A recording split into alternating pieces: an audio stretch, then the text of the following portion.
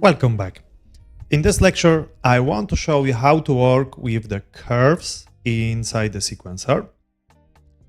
I created a very simple sequence. Basically, we have only two keyframes. So starting point for our camera and another position in the level. So we have very simple animation. And if you want to open the curves, you will notice the small icon in your sequencer. So first I select the transform and then I click the small icon. It will show the curves with the animation and the new graph will appear. And here you can select all of the specific tabs. For example, you can select location, you can select the rotation or the scale. Also, you will notice all the keyframe which you have created in your camera transform. Okay, so I'm going to select the location and let's just work on maybe the y-axis. It will be much easier to see changes. So first thing first, so let's select the keyframe and we're going to start with the interpolation types. By default, probably you will have the cubic auto interpolation, which is most common one. This is quite good to use because if you want to have very nice smooth scenes, you can use either Smart Auto or the Auto interpolation. And the reason is when you play the sequence, camera will accelerate very gradually and slowly. Also, you can modify the tangent. As you can see, I will just play the sequence with modified tangent. So as you probably noticed, it completely changed the way our sequence look. And that's the first, most common. Another one, which is also very interesting and used very often, is the linear. So the biggest difference is if I'm going to use the linear, the animation will start instantly. There will be no acceleration. So it basically will be very straight forward. So let's going to select it and change back to the auto. Okay, I'm going to play the sequence again. So that's our sequence, okay? And the last option actually you can use is the constant. So let's just take a look at the preview.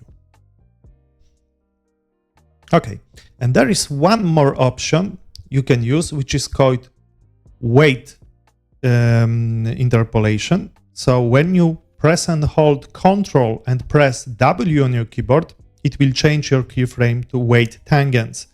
And now you can control the position of these tangents, not only the rotation, but also the length of this tangent. So let's just say I want to have very smooth start of the scene. So that's the pretty cool way which you can use to actually work with your keyframes to get that kind of the effect. Okay. Now let's go back to the auto one. And in the middle of my sequence, I have a keyframe, but I'm going to override it. I'm going to create the auto keyframe here. So now, as you can see, we have only 3 keyframes in our sequence, in our animation. Go back to the sequencer curves.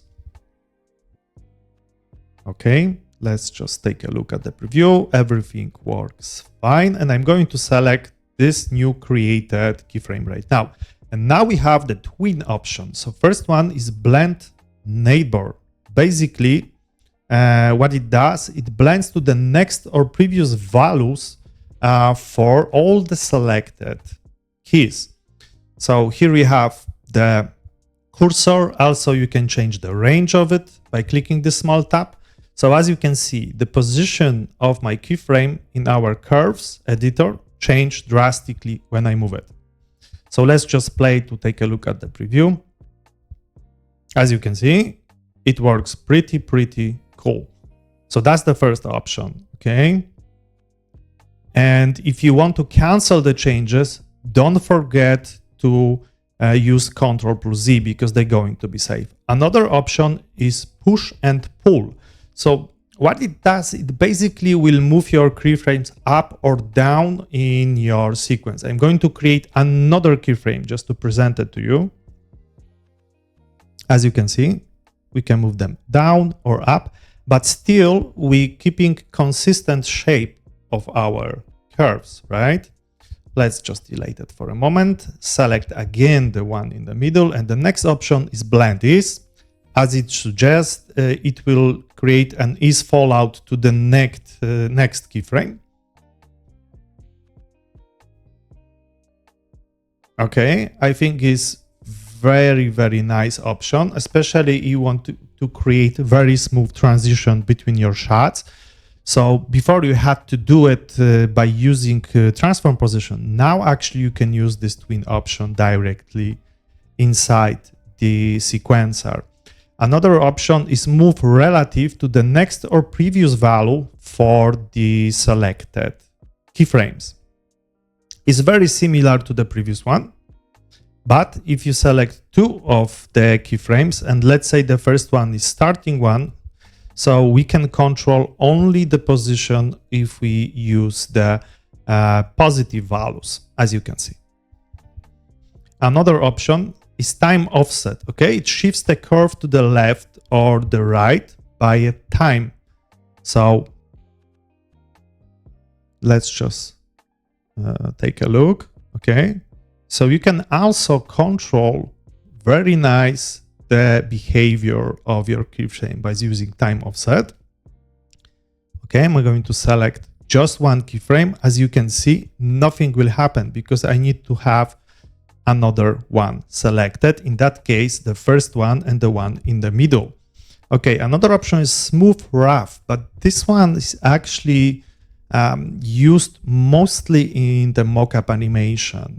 So in general, the curves are dedicated to the animation for your character, for example. But I wanted to show you how you can use them actually inside the sequencer. And last option is the tween, where you can control the interpolation. I'm going to select just one keyframe now, just to show you the final result. I think it's a very interesting way to control the position of your keyframes in your scene. As I mentioned, you can control the whole transform, keyframes position, or just specific axis. Okay, and I see you in the next lecture.